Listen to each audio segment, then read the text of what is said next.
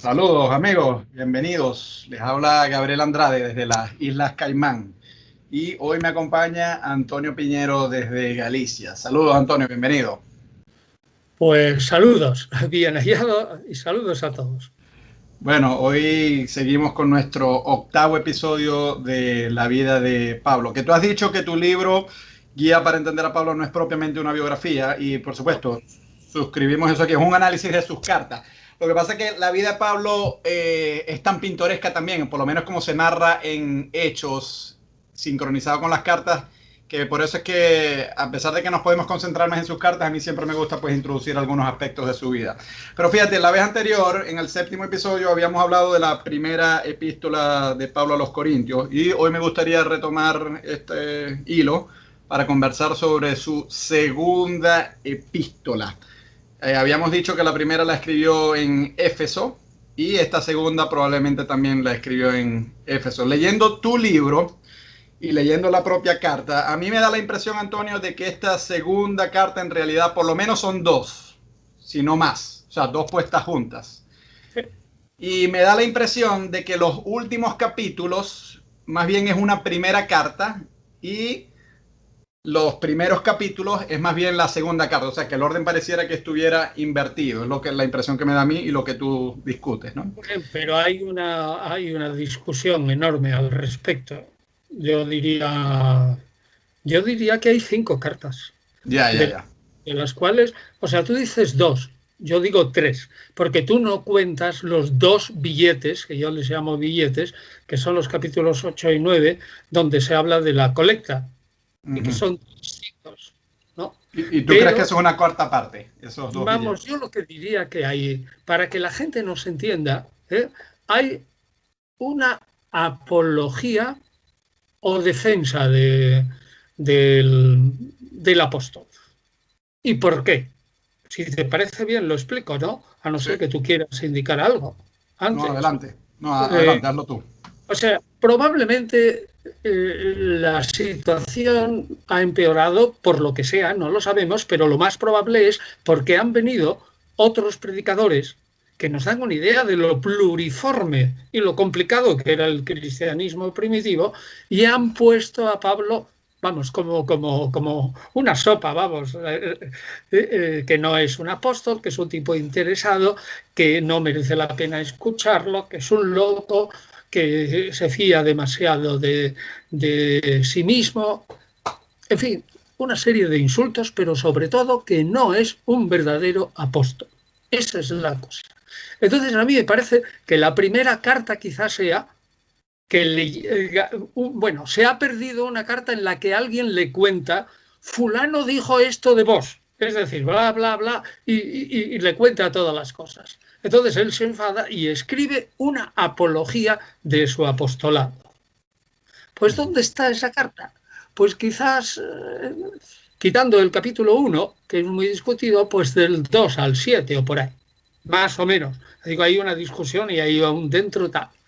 Entonces, algo le responden que no le gusta a Pablo y hemos perdido esa respuesta.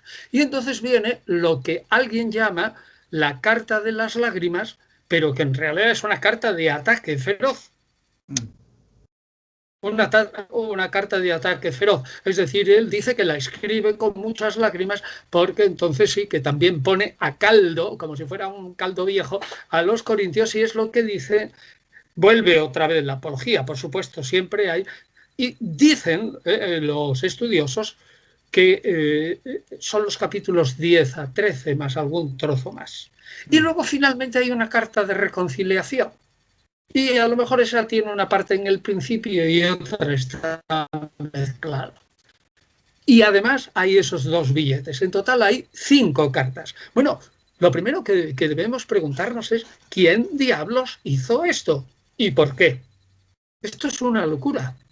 Es decir, esto es una edición que han tenido que pasar siglos incluso para caer en la cuenta y mucha imaginación por parte de los críticos e intérpretes. Es decir, yo confieso que yo no me he inventado nada.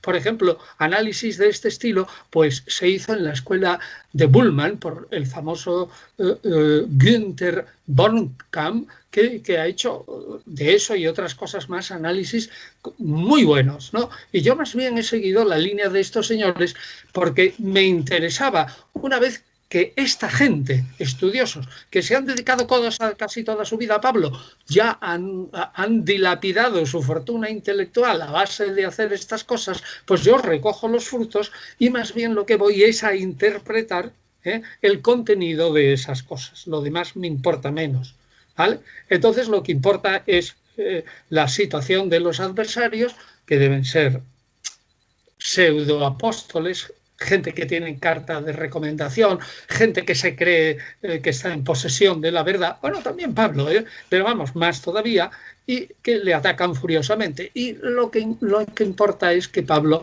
hace una denodada apología o defensa de su apostolado. Él es tan apóstol como cualquiera. Y eso es lo que importa. Y también lo que importa, aparte de la carta de las lágrimas, que es lo que hay ahí incrustado, que es el capítulo 12, la descripción de Pablo como visionario, que empalmaría con lo que dijimos en la otra ocasión a propósito de 1 Corintios, y la visión que tiene Pablo, pues no sabemos si es, bueno, sí, lo dice que es del Señor, pero si es de Dios Padre a través del Señor o de Jesús mismo que se le aparece y que le da esa explicación. Y entonces Pablo habla de su mística y todas esas cosas, que es muy importante. Bueno, pues ahí hay mucha tela que cortar y yo ahora me dejo guiar por lo que preguntes.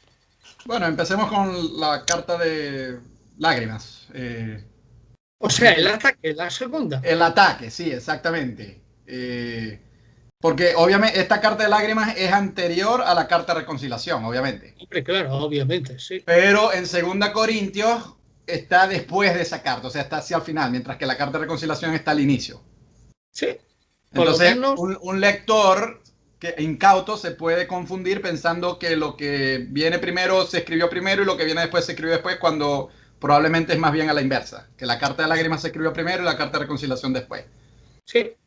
Muy bien. Bueno, pues empecemos en el orden cronológico, no en el orden en que aparece en la carta, en el documento 2 Corintios propiamente, sino más bien en el orden cronológico. Aunque tú dices que la defensa de su postulado es anterior a la carta de las lágrimas. Sí, yo creo que sí. Entonces empecemos por la defensa de su postulado. ¿Por qué él tiene la necesidad de defenderse? ¿Quién lo está atacando? Pues eso lo hemos dicho ya en otras ocasiones, pero podemos insistir en ello. Es que Pablo está tocando puntos que son muy importantes para sus colegas judíos.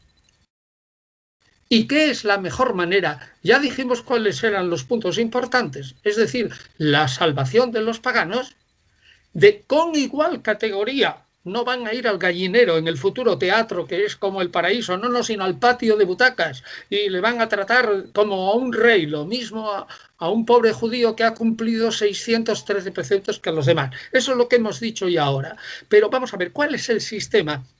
Criticarle a Pablo porque es un utilizador de la idea de Isaías, que al final de los tiempos, 2 y 3 de Isaías, Israel tiene que ser, digamos, la acogida, el faro, la luz de los gentiles.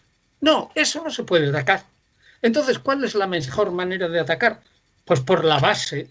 ¿Y qué es la base? Yo ni considero cuáles son sus doctrinas, sino voy a lo fundamental. A este individuo no hay que hacerle caso porque es un pseudo apóstol. Y nosotros, que venimos probablemente de la comunidad madre, que somos judíos, que predicamos, digamos, que los que creen, digamos, en el Mesías, o bien se hace judíos, que es lo deseable, o bien cumplen las normas de convivencia entre judíos y gentiles, y de alguna manera se les aplica a ellos lo que Pablo dice que no, a saber, una cierta pureza de los alimentos, o sea, una serie de líneas.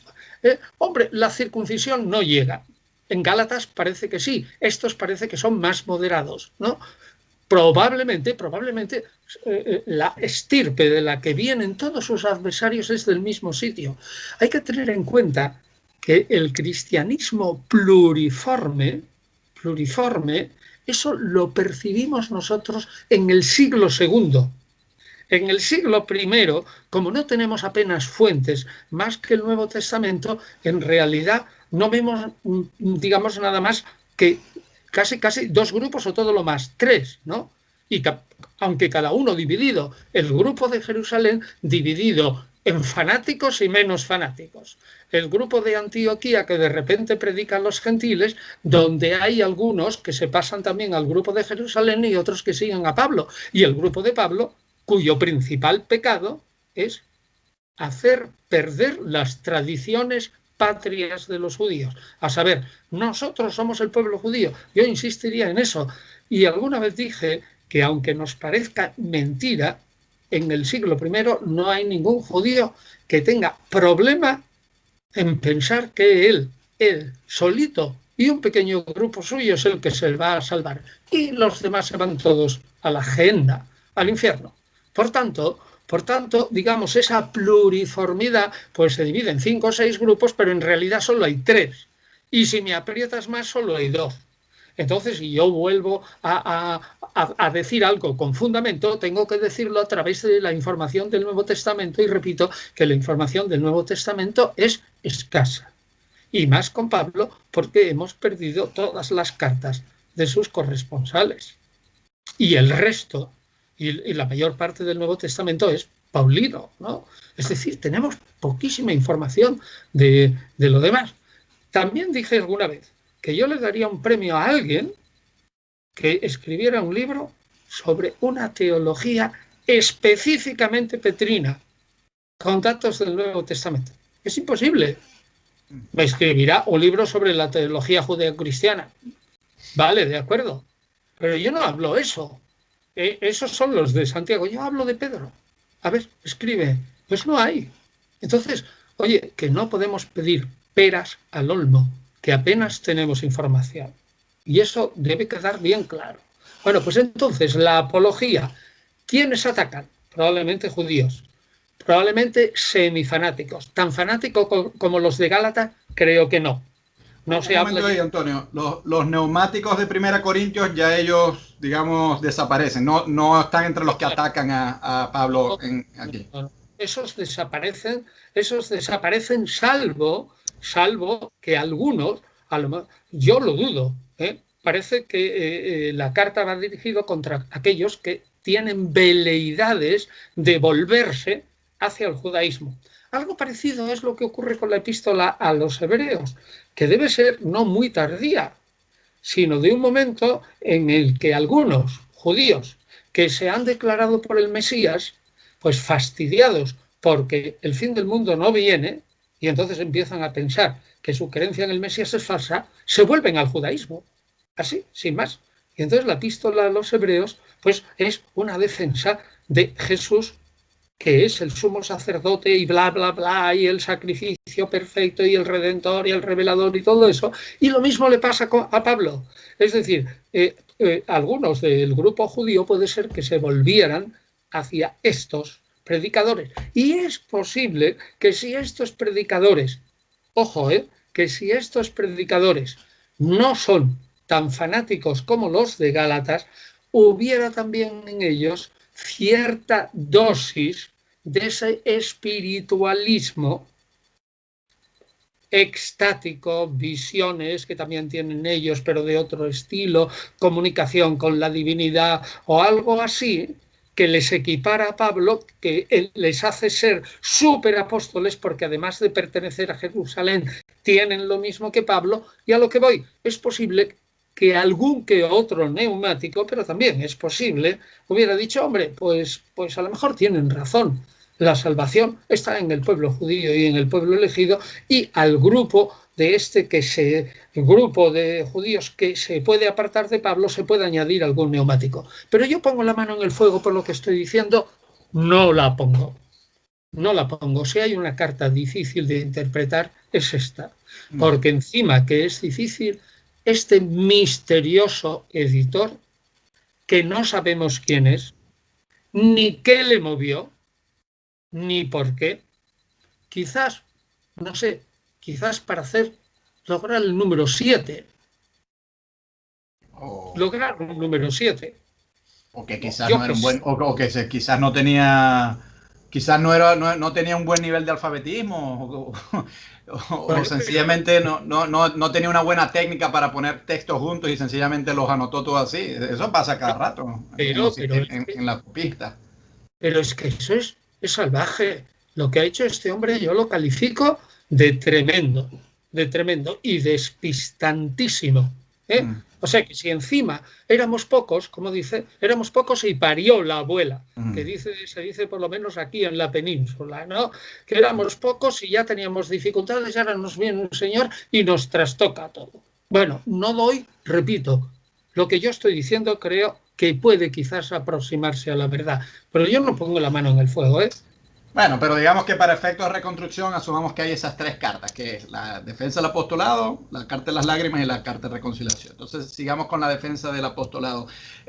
Ya nos ha dicho de quién se defiende Pablo, ¿no?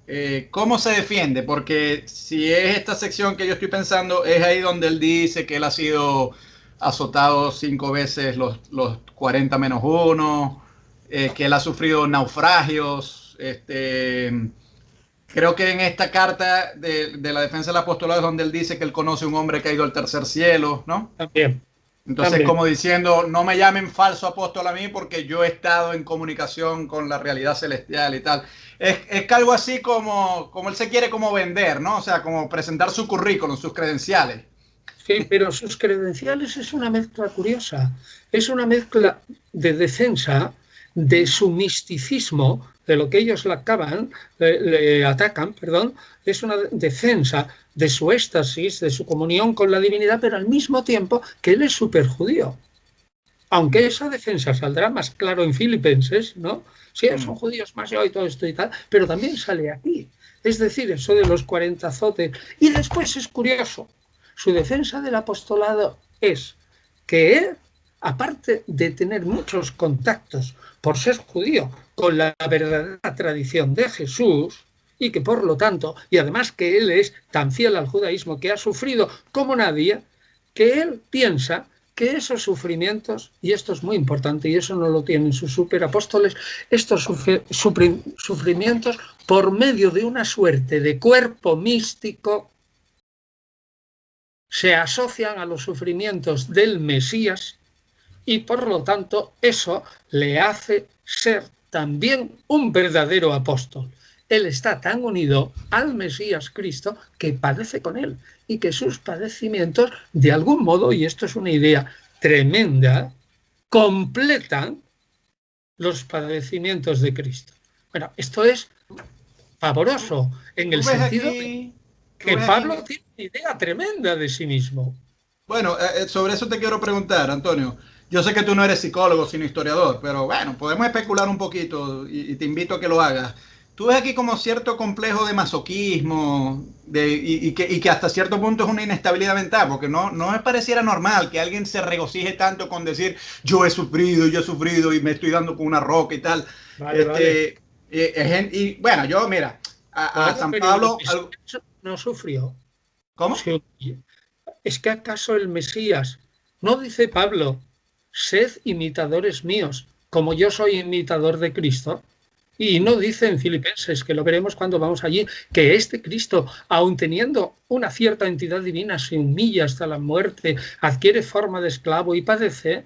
Si el tipo a quien él tiene que imitar es un padecedor, ¿de qué te extraña que él se gloríe en sus padecimientos?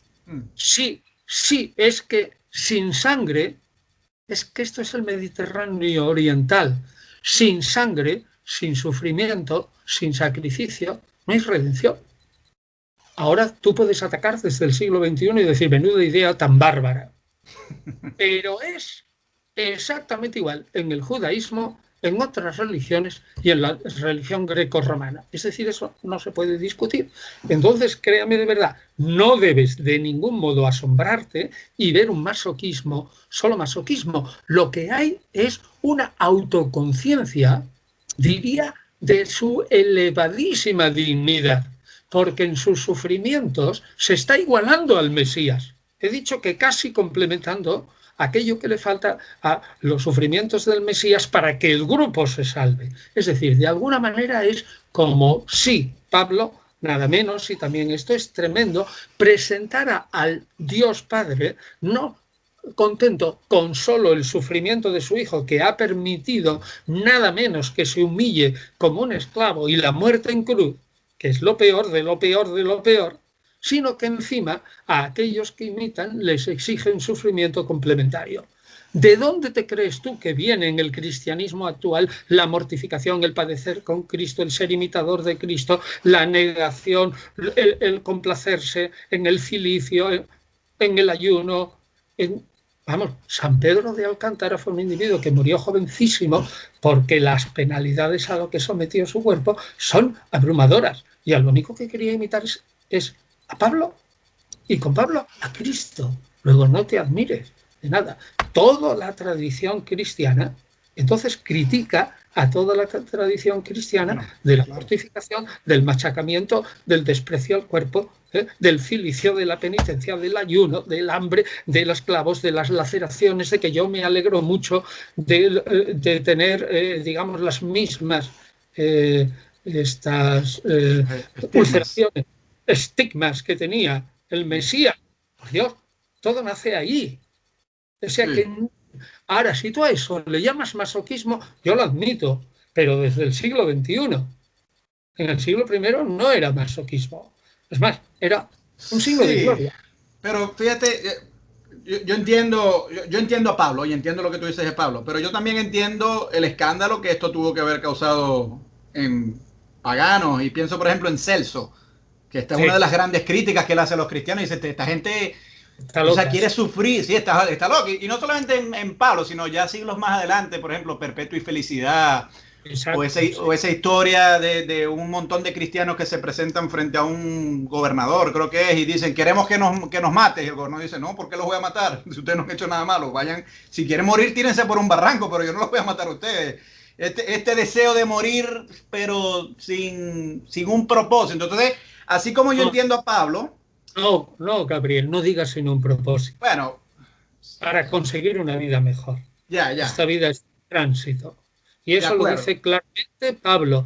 Nuestra ciudadanía está en los cielos, aunque no venga a cuento en 2 Corintios, sino también en Filipenses. Nuestra ciudadanía está en los cielos. Va todo por ahí. Vale. Es que la teología de Pablo está presente en Ireneo de Lyon de rabo a cabo. Ireneo de Lyon ya es el fundamento de toda la teología católica, sobre todo católica y cristiana posterior. Critícala esa si quieres. Pero Pablo se gloria. Es decir, si ellos son superapóstoles, también yo. Y punto. Y me vanaglorio de eso. Y me vanaglorio de mi sufrimiento. Llámale masoquismo si quieras. Pero yo, no te metes en el siglo I si lo calificas así. Es cierto. Y tú la vez anterior dijiste que debemos intentar comprender más que juzgar desde nuestra perspectiva. Y yo estoy de acudo con eso. Así que, hacemos eso. Lo que sí te digo es, para introducir otro anacronismo, que esto me recuerda un poco, en la defensa del apostolado de Pablo, cuando los toreros dicen, bueno, yo soy más torero porque yo tengo esta cicatriz. El otro dice, no, pero yo soy más porque mira la que tengo yo aquí en la cara y tal. Entonces, en sus heridas. Exactamente. Y Pablo, por lo visto, hace algo muy parecido. Muy parecido. Mira, no se me había ocurrido ese ejemplo, pero me parece magnífico. Se glorian en sus heridas. Es un timbre de gloria. Pablo es lo mismo. Estupenda idea. Vale. Mira, en esta defensa del apostolado, él dice que él conoce a este hombre que sube al tercer cielo. A mí me llama la atención, ¿por qué si en la cosmovisión antigua eran 7 cielos, él solo llega hasta el tercero? ¿Qué le faltó para llegar a esos 4 más arriba? Bueno, primero hay algunos que defienden que existe, como norma general, la cosmovisión de 7 cielos. Pero hay quien defiende que también la cosmovisión es de 3 cielos y que la acádico-babilónica antigua no tiene 7, sino prácticamente 3, y que algunos habían seguido con esa división antigua. Pero ciertamente eso del tercer cielo de ningún modo se puede considerar el último. En todo caso tendría 4. ¿Y por qué? Porque salvo alguno especialísimo dentro del judaísmo, pero que no es de la época de Pablo, sino de 100 años más tarde, ese misterioso personaje que es un Enoc, el profeta, o el patriarca antediluviano de Génesis 5, 7 o por ahí, no, ese señor reencarnado en un ángel, ese sí que se eleva hasta el trono de Dios, pero nadie más.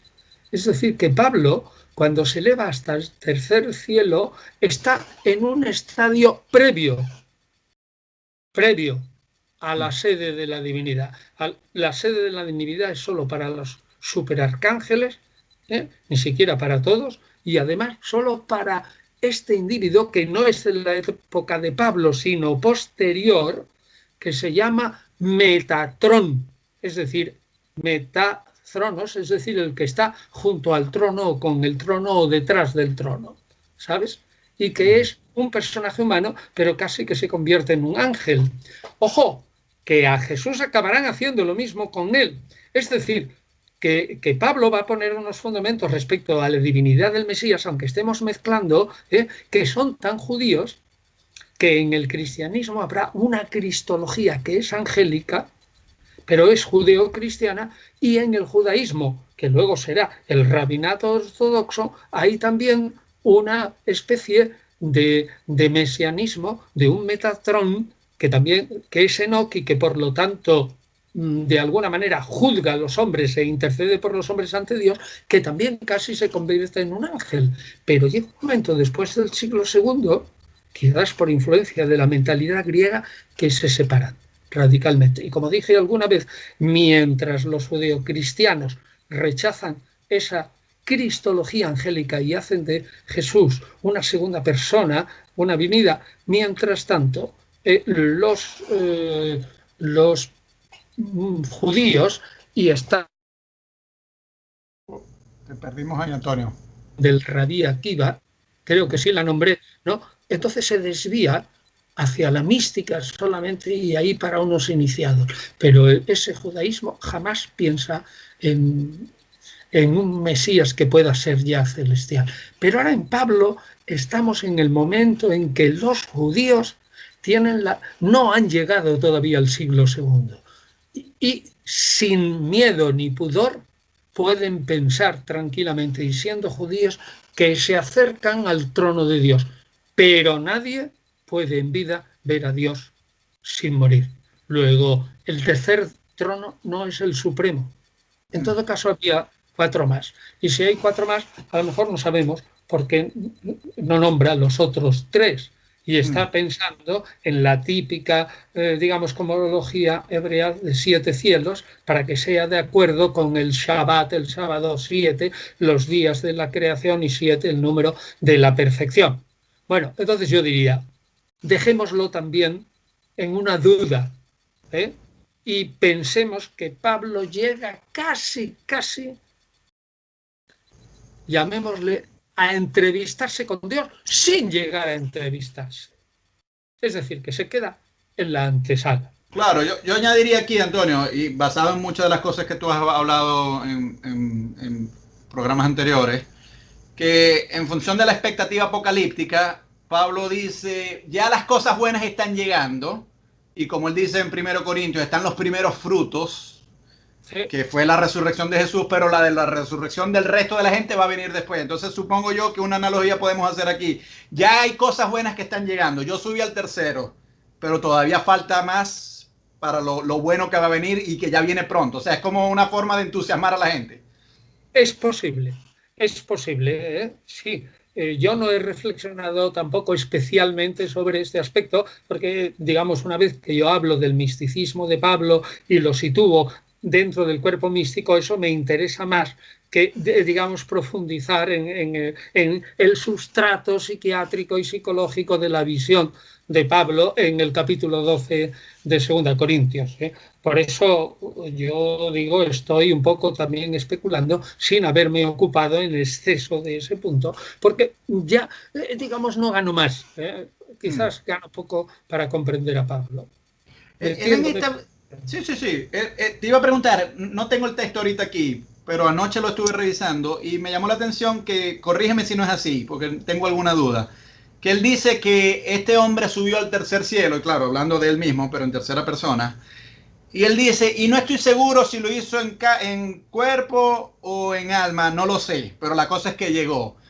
Eh, en función del judaísmo del siglo I, ¿había la posibilidad del vuelo de las almas y que luego regresaran? Porque siempre nos has hablado, sobre todo en la conversación anterior, cuando estábamos hablando, en el episodio anterior, cuando estabas hablando de la resurrección, me enfatizaste mucho que el entendimiento judío de la persona es cuerpo y alma, ¿no? Sí. Pero aquí me da la impresión de que si Pablo contempla la posibilidad de que el alma pueda subir y que el cuerpo se quede en una visión, pues hasta cierto punto me da la impresión a mí de que sí permite cierta separación entre esas dos sustancias. Sí que la permite, y son dos sustancias distintas. Hay una dualidad, digamos, cósmica de materia y espíritu, y una dualidad antropológica o antrópica de alma y cuerpo. Efectivamente, el judío tiende a considerar, a pesar de que se le haya metido la dualidad, en un único solo. Pero ten en cuenta que una visión es un trance estático. Y antes, en el siglo II y en el siglo I, antes de Cristo, ya tenemos raptos de alma de muchos apocalípticos. Es decir, que ellos, una vez influidos por ese platonismo, orcismo dicotómico del ser humano, en trances estáticos particulares, no hablando del cielo definitivo, que no es un trance estático particular, momentáneo, del que se vuelve a la tierra, sí que pueden dejar en la tierra el cuerpo que les es pesado, porque al fin y al cabo es carne, materia, falta de luz, tinieblas, es abajo, no es arriba, etcétera, y que el alma vuele como en un rapto. Eso, por tanto, diría, resumiendo, los raptos del alma, tienes razón, son posibles en el éxtasis o en el sistema estático judío del siglo I. Totalmente. Porque también son platónicos. Ahora, no admitirían un alma sola en un estado definitivo.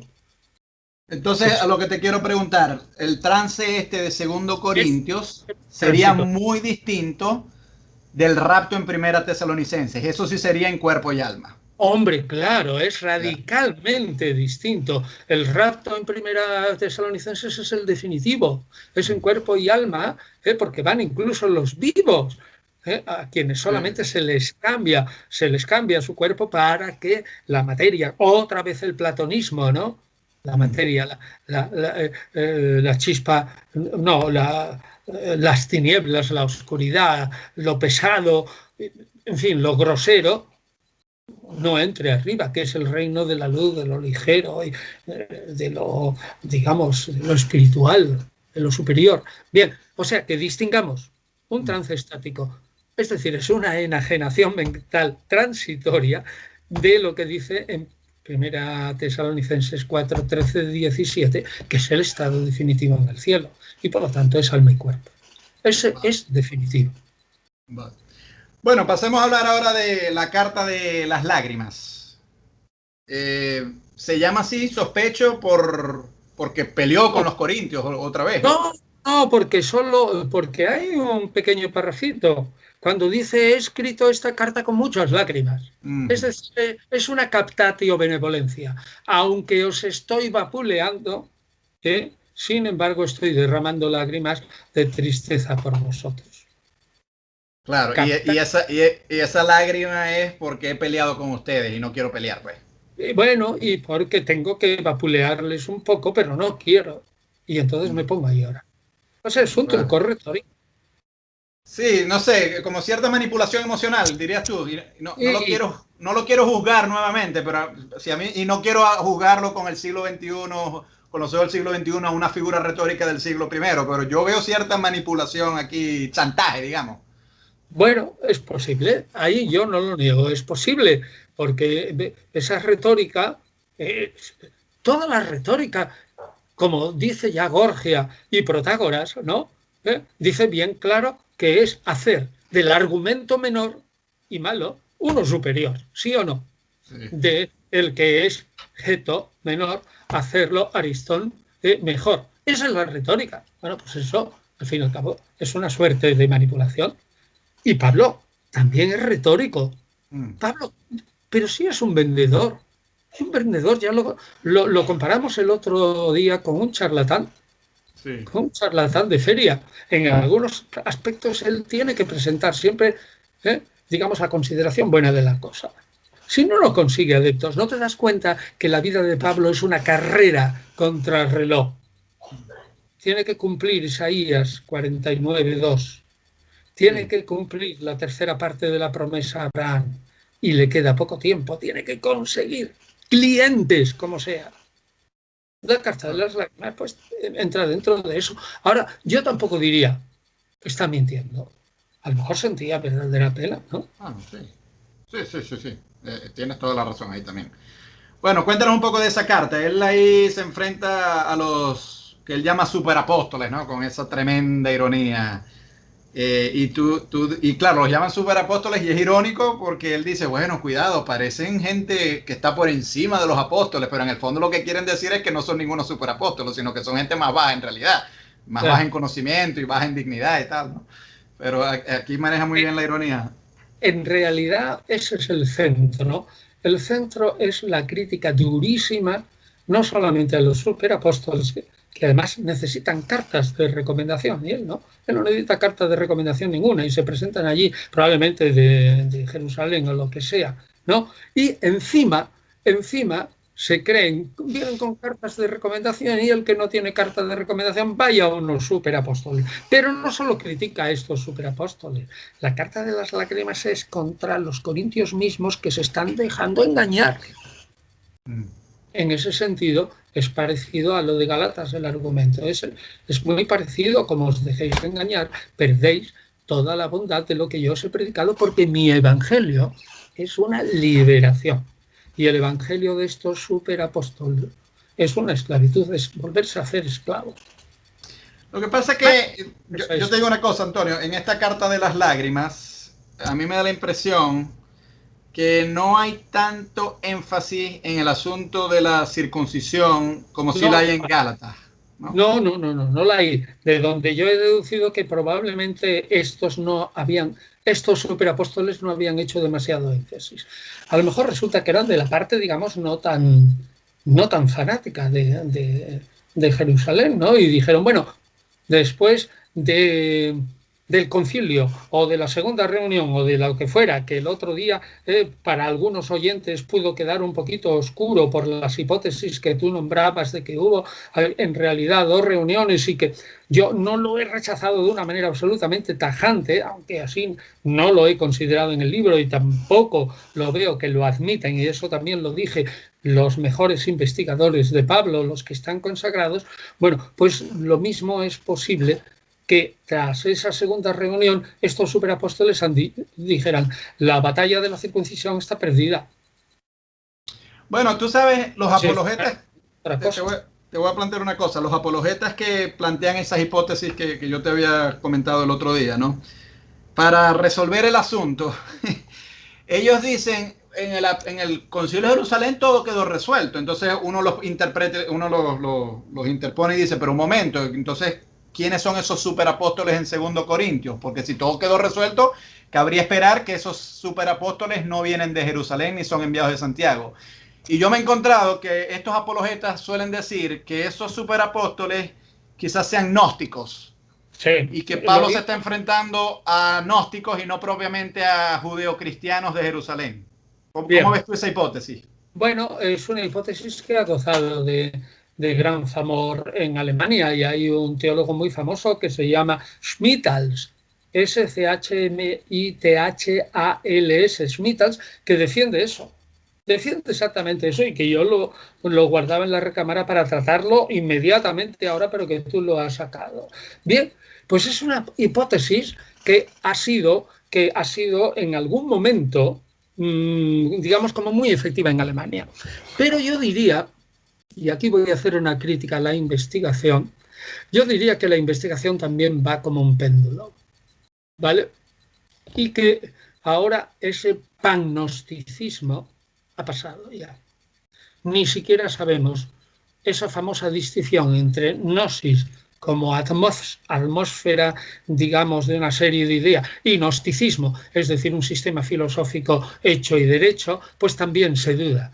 Y se empieza a decir qué es el gnosticismo, no entendemos qué es lo de qué es, y ahora, en líneas generales, yo no estoy total, por lo que he dicho hasta ahora, no estoy totalmente convencido de la tesis de Schmittals, pero lo iba a decir como una cierta probabilidad con lo que yo afirmaba antes. Y lo he dicho claramente, aunque de un modo soterráneo. He dicho, es posible que algunos neumáticos, es decir, espirituales de Corinto, hubieran sido subyugados por los superapóstoles. Por lo tanto, los superapóstoles tenían también algún misticismo o algo así que les convenía a estos super paulinos, ¿no? Los espirituales de Corinto, que se creen más extraordinarios que los demás. Bueno, pues a eso Smith le llama una atmósfera gnóstica. Y en realidad, yo, en el fondo, cuando les estoy llamando neumáticos y espirituales, aun siguiendo la terminología paulina, tanto en la guía para entender al Nuevo Testamento, sobre todo cuando hago una visión general de Pablo, ¿no? Como también en mi introducción a la gnosis de Nag Hammadi, es decir, de la biblioteca gnóstica de Nag Hammadi, eso que se descubrió en 1945, yo estoy de acuerdo de que Pablo también participa en parte de esta atmósfera gnóstica. No me extrañaría que aquí sea una pelea también entre unos gnósticos que según Pablo están equivocados y él que también participa de ese misticismo, pero que naturalmente él es el no equivocado. Él es el que tiene la verdad y sus adversarios no lo tienen.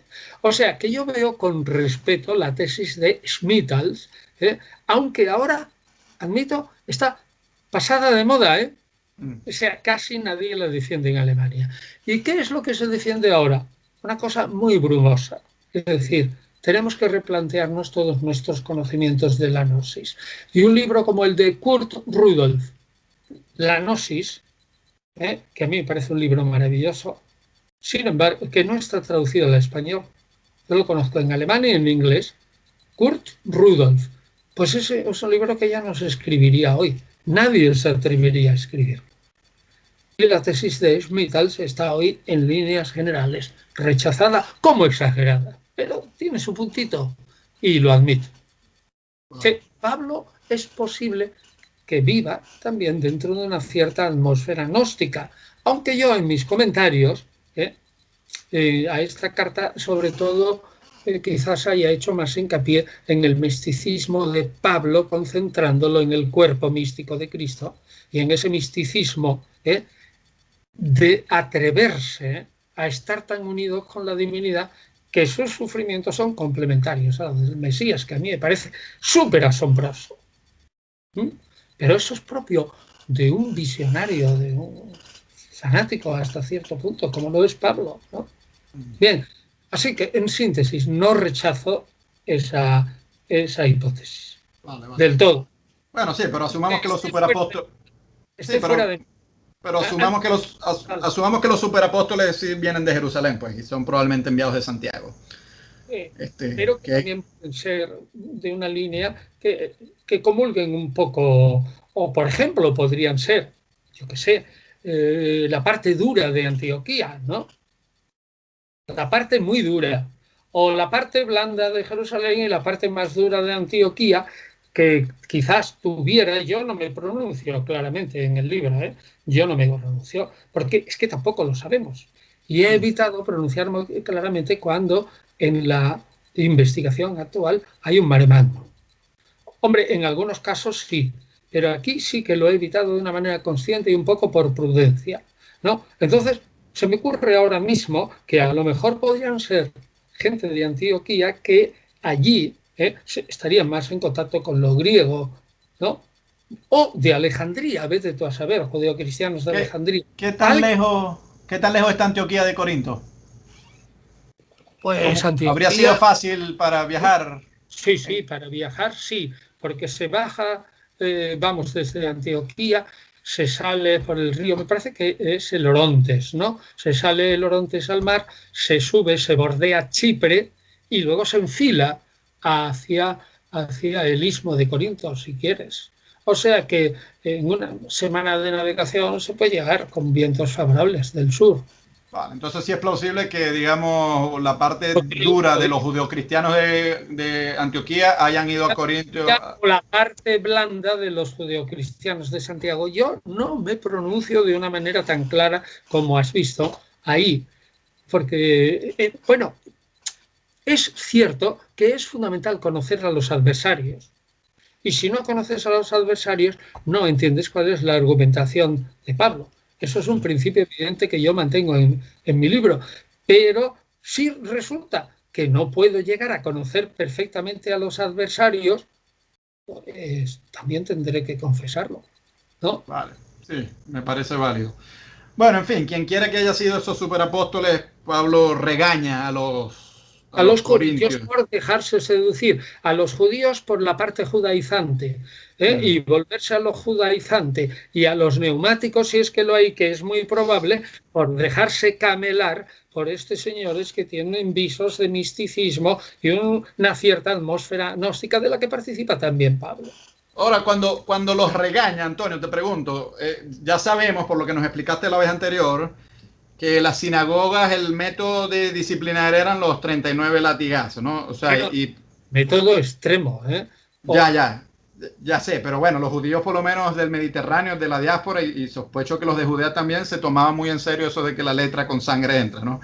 Ahora, te pregunto, en los regaños que le hace Pablo a los corintios, ¿tú presumes que pudo haber llegado un momento en que esos regaños vinieran también con una amenaza física de que ustedes no me han hecho caso y voy a tener que llegar con un palo y darles para que me hagan caso? No tenía ese poder, esa capacidad. No lo creo. Vale. No.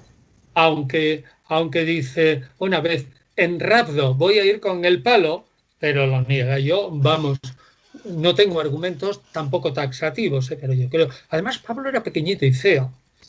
Sí. Bueno, es que esa es otra cosa interesante, que creo que en la defensa del apostolado él dice que él no hablaba bien. Bueno, pero era buen reto. Pablo a lo mejor es demasiado humilde. Bueno, pero fíjate la ironía. Es humilde, pero humilde como el torero que dice, mi cicatriz es más grande que la tuya. O sea, dice, yo soy más feo, pero en el fondo decir soy más feo, es decir, soy más torero, pues. Igual aquí, yo soy más humilde que cualquiera de ustedes, pero en realidad esa supuesta humildad es para sentirse superior, ¿no? Evidente, eso es claro. Vale, y lo del rapdos, es decir, el bastón, es una amenaza física, pero que él rechaza, vamos, sería inútil, porque ¿qué va a poder un señor pequeño y todo eso y tal contra un tropel de corintios que además podían llamar en su ayuda a sus familiares o a sus amigos? No, eso hay que entenderlo como digamos, una amenaza en plan de broma. Ya, bueno, como un tropo, una figura retórica, en todo caso. Bueno, después de esta pelea, entonces ahí él sí se reconcilia con la carta de reconciliación que tú llamas. ¿Qué nos dice esa carta?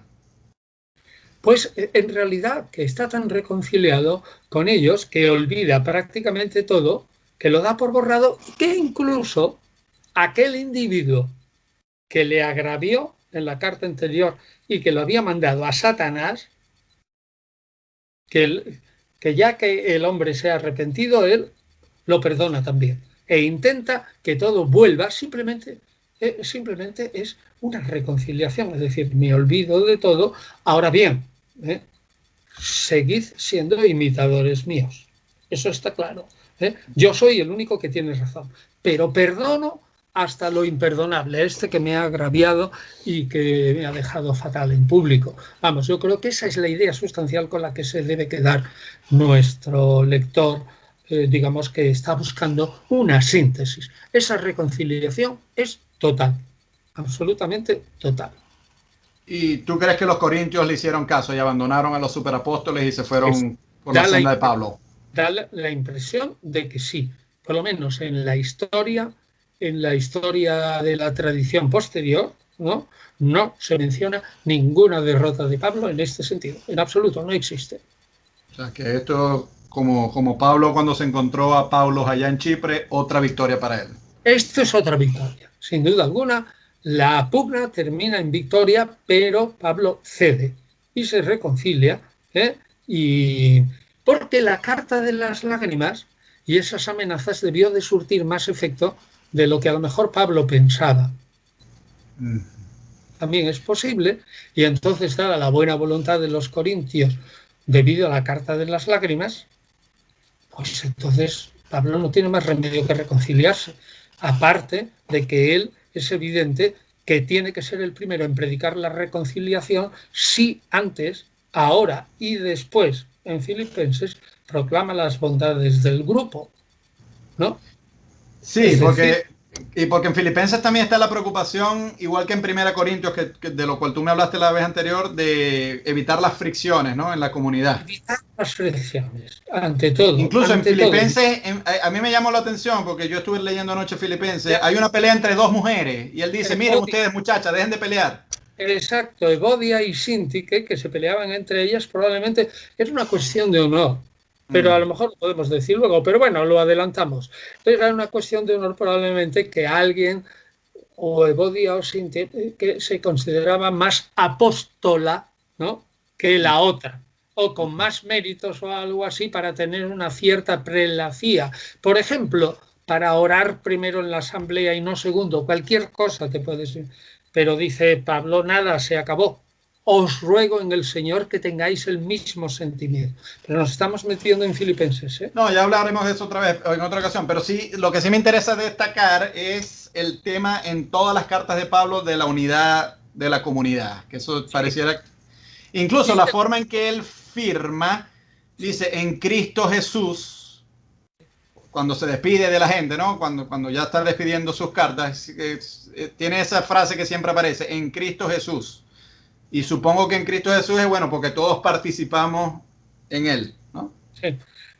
Bien, pero precisamente eso me alegra que lo digas porque yo quería comentar un poco del misticismo de Pablo, en el sentido del cuerpo místico, que me parece muy importante y que últimamente se ha defendido una tesis sobre las cartas de Pablo en la Universidad Complutense de un alumno mío, pero que es ahora mi colega, vamos, y que realmente es una tesis que niega exactamente eso de que en Cristo signifique el cuerpo místico, sino que es, en vez de un complemento circunstancial, es un agentivo, es un agente, propiamente sería un dativo agente. Ojo, ten en cuenta que esto es una disposición de sintaxis y muy larga de análisis y que el griego fundió dos casos que todavía conserva el latín, el dativo y el ablativo.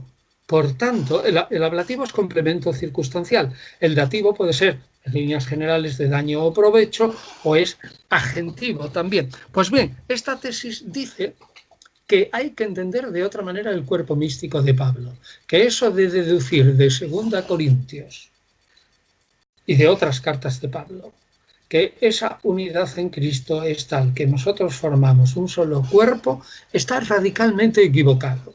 Lo más curioso de esa tesis es que es un discípulo mío, está dirigida por mí y codirigida por otro profesor del departamento que se ha dedicado más a la sintaxis del griego clásico y del griego helenístico y por lo tanto está más calificado que yo para, digamos, criticar la argumentación sintáctica de esta tesis, pero quiero decir para que vea lo estupendo que es la ciencia. se defiende en la Complutense una tesis doctoral de un discípulo de uno que ataca al maestro y el maestro es el que la... No hay cosa más científica que esta. Bueno, es realmente un caso espectacular. Pues bien, ahora vayamos, aparte del caso espectacular, vayamos al argumento. El defensor o el defensor se llama Eugenio Gómez Segura y yo creo que acabará publicando su tesis en inglés. Pero tiene que reducirla drásticamente porque ahora es casi imposible publicar una tesis de sintaxis de 600 páginas, ¿no? En la que es un análisis sobre todo sintáctico. El argumento es, pega más interpretar según la sintaxis griega el en Cristo como agentivo, es decir, yo consigo lo que sea a través de Cristo. Cristo es mi agente, el que me impulsa, más que en Cristo, como si yo formara parte del cuerpo del Mesías. Y él llega al extremo de decir que eso del el cuerpo del Mesías es un bulo. Vamos, es falso y que no existe en Pablo. Bueno, yo lo he criticado y así lo defendí. Y en la tesis se aceptó la argumentación de él como formalmente estupenda, ¿no? Aunque yo disentí públicamente de eso y algunos otros miembros del tribunal también disentían. Entonces, ese disentimiento me da mi pie para decir que yo soy un ferviente creyente del Pablo místico y que a pesar de que en algunos casos el en Cristo puede ser agentivo y que hay que verlo, es decir, un dativo agente, y que hay que verlo caso por caso, eso no obsta para que también Pablo mantenga como buen místico, como hemos dicho ahora, yo soy mucho más visionario. Y si estos dicen que son superapóstoles porque tienen una gnosis o conocimiento superior, yo más. Y si ellos dicen que tienen visiones, pues yo más. Y si ellos dicen que tienen raptos del alma, yo he ido al tercer cielo. Pues bien, ellos dirán lo que sea, pero yo creo que estoy en la verdad cuando digo que yo participo, porque esa idea de participar en los dolores del Mesías tiene mucho más sentido, y yo he hecho hincapié en eso, si realmente se admite que de alguna manera el Mesías y sus creyentes, que son pocos, forman un cuerpo místico como en una polis helenística, que ya lo dije, los estoicos consideran que cada uno de los ciudadanos tiene una función muy importante en la ciudad. Y aquí, en el cuerpo de Cristo, todos tenemos carismas superiores a otros. 1 Corintios 12 y 13. Bien, bueno, pues entonces yo quisiera romper una lanza en pro de que Pablo sí es lo suficientemente místico como para haber inventado esta teoría, inventado entre comillas, ya digo que lo toma de los estoicos, haber traspuesto esa teoría a un sentido místico simbólico que encaja, o mejor dicho, en el cual encaja muy bien esto de que tú decías del masoquismo de Pablo, la participación en los sufrimientos del Mesías y la complementación de los sufrimientos del Mesías. ¿Cómo se va a complementar y participar si no hay un verdadero cuerpo místico? Si todo lo de en Cristo, que sale 60 veces, bueno, en Cristo no, pero en Cristo o formas parecidas unas 60 veces en las cartas de Pablo. No creo que se pueda entender todo como un dativo agente, no como yo sí participo en los sufrimientos del Mesías porque a través, por la fuerza, por la acción de Cristo que me empuja, me hace a mí asumir esos sacrificios. Bueno, eso sería una posibilidad. Cristo como, digamos, dativo agente, como agente que me empuja a mí a asumir esos sacrificios y hacer que yo haga los mismos sacrificios y sufra los mismos dolores que el Mesías. Pero tiene mucho más sentido el cuerpo místico que simplemente que el Mesías me esté empujando para que yo asuma el sacrificio. ¿Entiendes cuál es el núcleo? Sí. Me he explicado cuál es el núcleo de la tesis, y yo no lo niego del todo. 600 sí te explica. Sí te explicas y precisamente para resumirlo, yo lo voy a decir para nuestros oyentes. La versión tradicional es en Cristo Jesús es que todos estamos unidos en Cristo y eso es lo que la frase significa. Mientras que la de tu estudiante, es decir, cuando decimos en Cristo Jesús es que yo utilizo a Cristo como una persona individual para obtener algunas cosas. No es necesariamente que toda la comunidad viene junto. Él, que es un agente activo que empuja a mí, a la comunidad, a hacer cosas o a obtener cosas ante el Padre, es más bien activo y agente que no el cuerpo místico. Claro, si tú, todos los en Cristo, lo entiendes como agente, se acabó el cuerpo místico, ¿sí o no? Y el otro argumento de mi ex alumno, porque ahora digo que es colega, Eugenio Gómez Segura, es que dice él, pero también es muy discutible, que en algunos momentos de la argumentación de Pablo, metiéndose en el pellejo de Pablo, dice, en la que tendría que haber salido necesariamente un argumento en pro del cuerpo místico, está ausente. Es un argumento ex silentio. Pues bien, yo digo, todos los argumentos ex silentio son muy dudosos. Pero él argumenta también. Bueno, yo no, obviamente no puedo hablar aquí porque yo no soy filólogo, Antonio, pero yo lo único que puedo decir...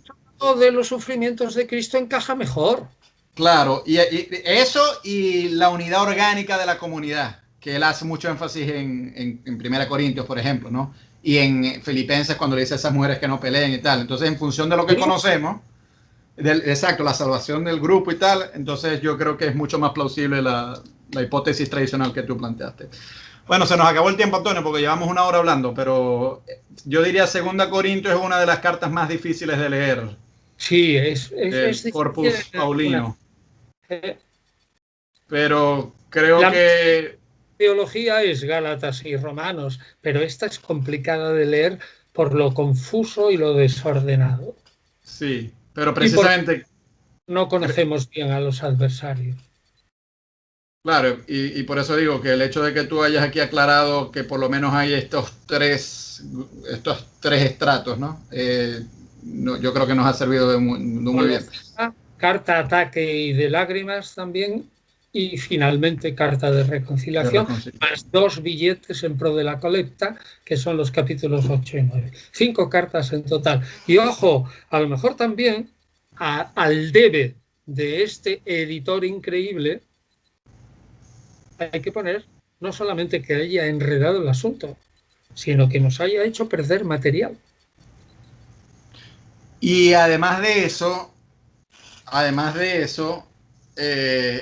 obviamente algún material se debió haber perdido, porque incluso en 1 Corintios Pablo habla de una carta que le había enviado que no sabemos cuál es, porque no la tenemos, ¿no? Pero además lo curioso es que luego hay una tercera carta a los Corintios que sabemos que es falsa, pero sí. Me imagino que lo mismo que con las cartas entre Pablo y Séneca, habría gente que tendría, digamos, necesidad. Hombre, es falsa porque es del 180, es de los hechos apócrifos de Pablo, es una parte importantísima de los hechos apócrifos de Pablo, pero cuentan, a propósito de esto de la correspondencia, cuentan un chiste muy viejo, que llega un supercatólico al cielo y llega al cielo y Pedro pues le pide las credenciales, que está en la puerta con las llaves y tal, y el otro se las da y dice, que tengo mucha prisa, pero hombre, pero si aquí vas a estar para la eternidad, que me dejes, que voy corriendo para ver qué le contestaron por fin los corintios a Pablo. Y a enterarse de eso. Bueno, por lo menos según lo que tú me has dicho, si en lo que le debieron haber contestado en buenos términos, porque sabemos que hubo reconciliación. Vale. Así que, bueno, Antonio, pues sí, seguiremos la próxima ocasión. En tu cronología, la siguiente carta sería Filipenses. Seguramente, ¿verdad? Bueno, pero de todas maneras, la próxima vez que nos reunamos sí quisiera hablar de algunas cosas que ocurrieron en Éfeso según la narrativa de hecho. Así que, bueno, me parece bien. Vale, gracias, Antonio.